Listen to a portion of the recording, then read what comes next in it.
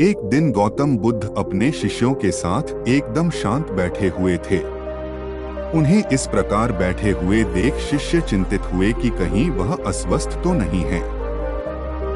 एक शिष्य ने उनसे पूछा कि आज वह मौन क्यों बैठे हैं, क्या शिष्यों से कोई गलती हो गई है? इसी बीच एक अन्य शिष्य ने पूछा कि क्या वह अस्वस्थ हैं, पर बुद्ध मौन रहे। तभी कुछ दूर खड़ा व्यक्ति जोर से चिल्लाया, आज मुझे सभा में बैठने की अनुमति क्यों नहीं दी गई है? बुद्ध आंखें बंद करके ध्यान मग्न हो गए। वह व्यक्ति फिर से चिल्लाया, मुझे प्रवेश की अनुमति क्यों नहीं मिली? इसी बीच एक उदार शिष्य ने उसका पक्ष लेते हुए कहा कि उसे सभा में आने की अनुमति प्रदान की जाए। बुद्ध ने आंखें खोलीं और बोले, नहीं, वह अछूत है, उसे आज्ञा नहीं दी जा सकती।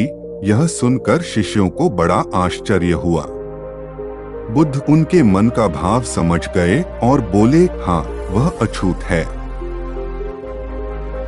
इस पर कई शिष्य बोले, हमारे आश्रम में जात पात का कोई भेद ही नहीं, फिर वह अछूत कैसे हो गया? तब बुद्ध ने समझाया, आज वह क्रोधित होकर आया है।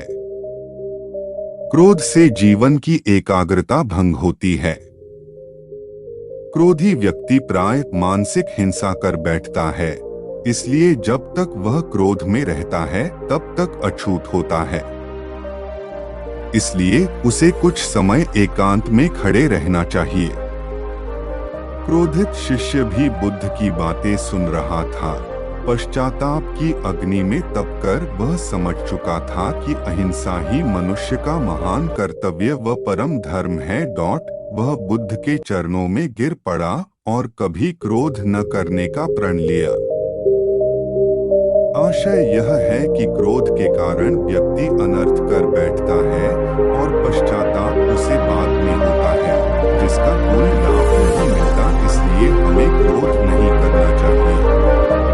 असल मायने में क्रोधित व्यक्ति अछूत हो जाता है और उसे अकेला छोड़ देना चाहिए।